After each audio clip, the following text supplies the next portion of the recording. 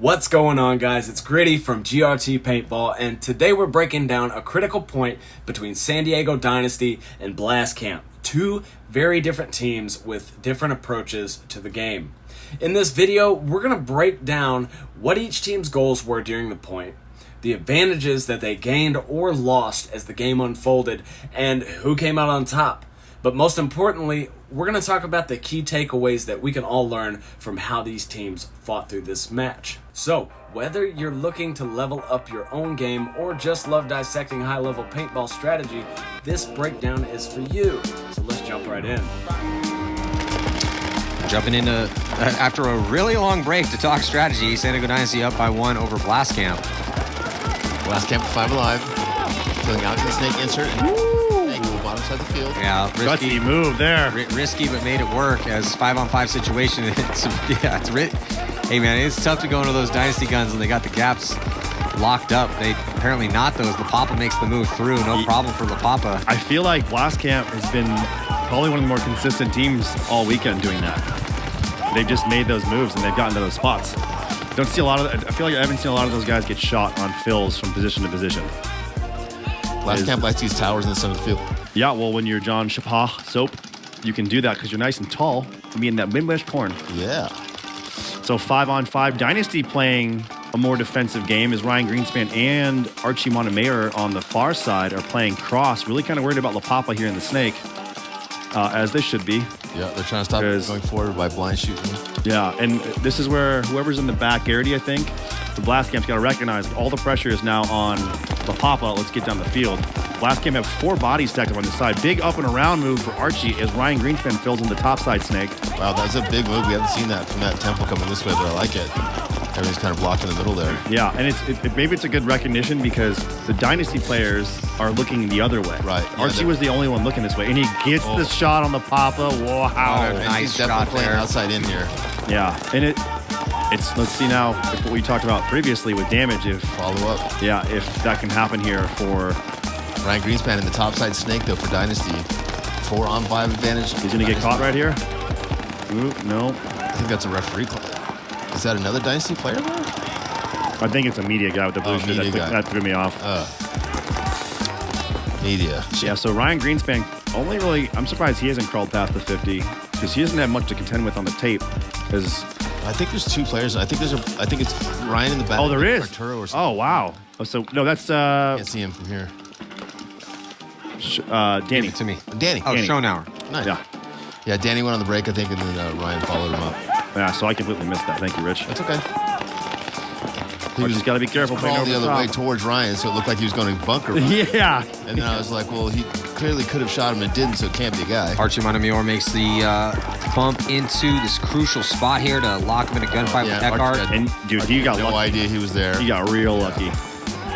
Yeah, very, very He lucky. knows he's there now. Yep. If the Blast Camp player had been shooting for his foot instead of for the hopper. Ooh, Soap makes the move inside, but ends up getting taken out. Good zone control from San Diego Dynasty. Does not get the shot on Danny Schonauer, who's still alive at that top side wedge. Such a crucial position here. He's going to get help, though, as Archie Montemayor is going to launch into attack, runs the highway, gets the drop in on Eckhart, and a little 2-pack to close. Maybe one more body to shoot. There is, and a little beautiful Shot Ryan. 3-pack. He shot. All right, guys, so let's break down this point between Blast Camp and Dynasty and figure out what's happening in the breakout. What is the goal for each team, and did anybody take an advantage off the break? And most importantly, who lived and who died through the breakout? So starting with Blast Camp, we see a guy in the back center. They put 2 guys on these little Aztecs. They put one in this tower in the center and then one at this mini wall. So it's kind of conservative breakout. They're keeping things safe and controlled. They do send one player kind of up the center, but they're not gaining much ground here. Now, looking at Dynasty's side of the field, we're going to see something a little bit different. So they double up the back center. They do mirror up with Blast Camp on these little Aztecs. But what's different here is they put a guy in the Snake 1 off the break.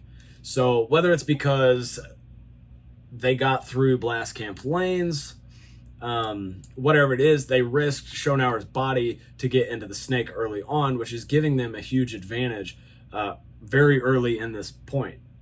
And same goes for Blast Camp. You know, it's hard to say whether they couldn't get through Yosh's lane because he's covering this snake gap here, and Ryan is also covering this side's gap. So they got it locked down pretty hard. And with this guy just covering this side on the breakout, it made it super easy for Schonauer to just get right up into the snake 1. And guess what? He's not going to stay there for long. He moves right up into their snake 3, and he gets dominance on this end of the field.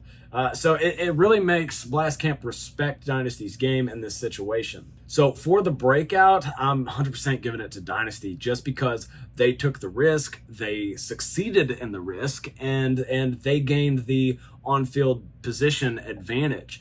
Yeah, it's still 5-on-5, but Dynasty is looking way better in this position after the breakout. So let's move into the mid game. So we're going to see their back center player. He's going to fill down to this corner can. And then La Papa's going to make a big move from this little Aztec, and he's going to move into the snake 1 and into the snake 2. But once he's there, he pauses, he's assessing the field, he's relaying critical information back to his team, and they're trying to figure out what their next move is going to be before they eventually, before La Papa eventually settles on into this snake 3 up here. So this guy in the mini wall, he stays where he's at. We got this guy in the tower, and he's going to bump over to this tall tower. Over in the lower side of the field, and then we got this guy up here in the mini tower who moves up into this mini wall. So overall, they're playing smart, they're playing controlled here. They've made progress without overextending themselves, and it's still a 5-on-5 game. So everybody's playing tight and calculated up to this point. Now back over to Dynasty's side, the big move here is that Ryan Greenspan fills out from this center can up to the snake 1. So now he's become Schonauer's support player over in the snake. So it's a strong move because now Dynasty has 2 threats in the snake, doubling the pressure on Blast Camp's snake side players. So what do I mean by that? They're both shooting at these lanes. So we got Greenspan down here, he's covering that. He's looking inside too, but they're keeping pressure moving on the field. And then we also have Schonauer up here who is shooting this gap.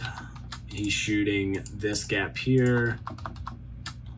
And then he's looking inside also and trying to get shots in through here. All right, so we have Schonauer up here at this wedge still. We got Greenspan right here. We still have Archie right here. And Marcelo down here at this little Aztec. And what's he doing? So Marcelo, he's running containment. So he's making sure that La Papa is not getting past this gap. So he's locked down the snake lane. His positioning is really critical because it prevents La Papa in the snake 3 from moving forward without having to gunfight him. The rest of Dynasty, they're holding steady. We still got Yosh back here in the center player. He's not going anywhere anytime soon. Back in the center can. He's not going anywhere.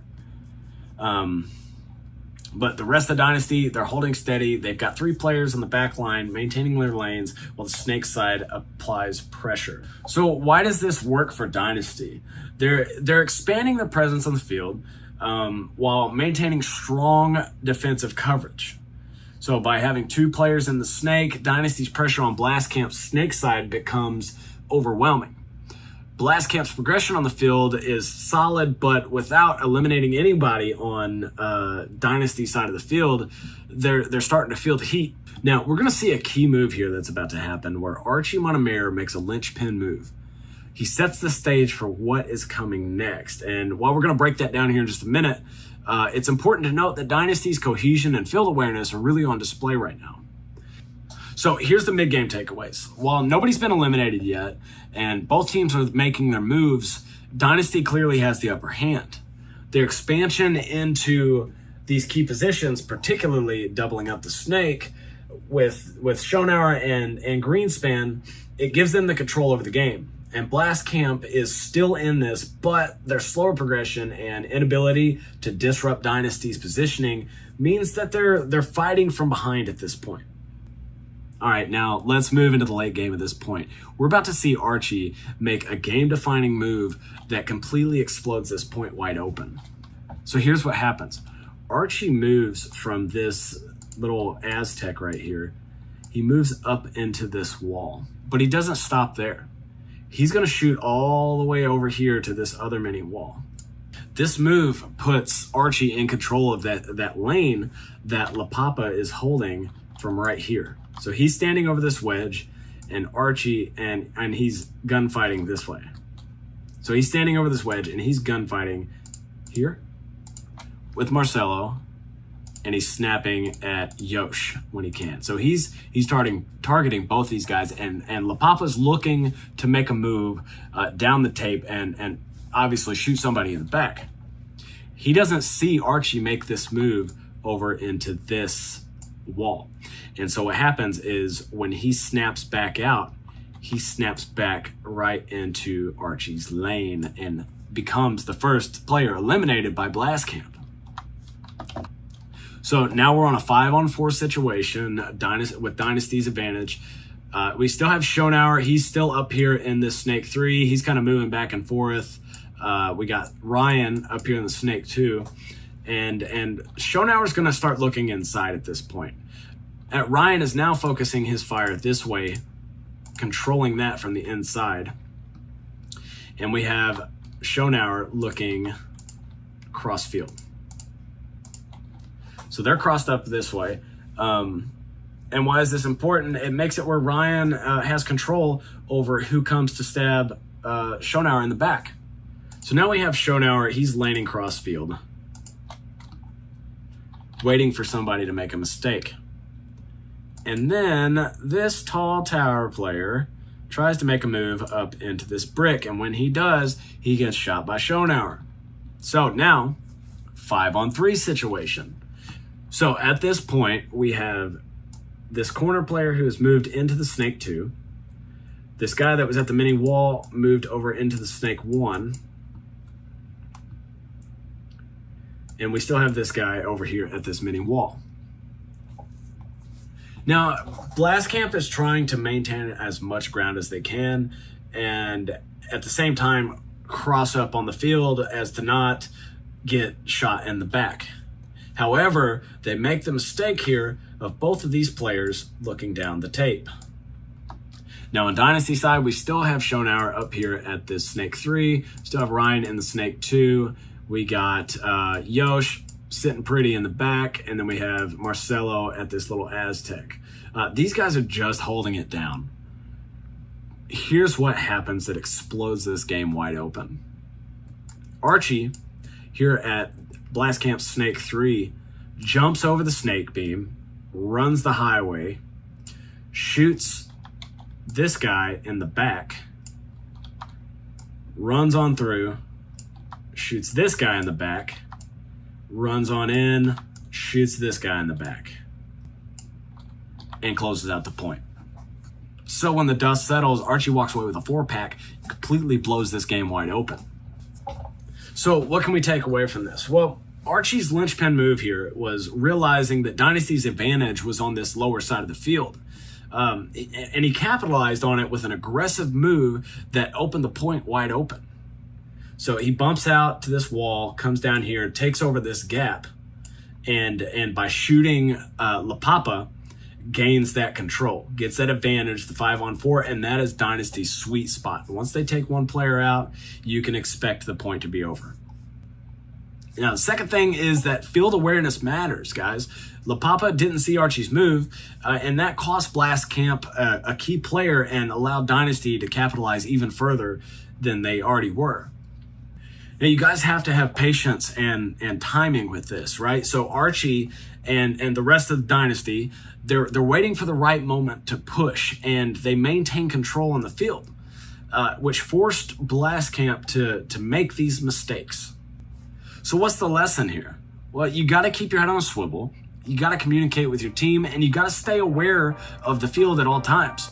Those critical decisions, like Archie's move, can explode a point wide open and win the game for your team. All right, guys, that wraps up this breakdown of an exciting point between San Diego Dynasty and Blast Camp. From the breakouts to the mid-game adjustments and Archie's game-winning move, this point was a masterclass in strategy, patience, and execution.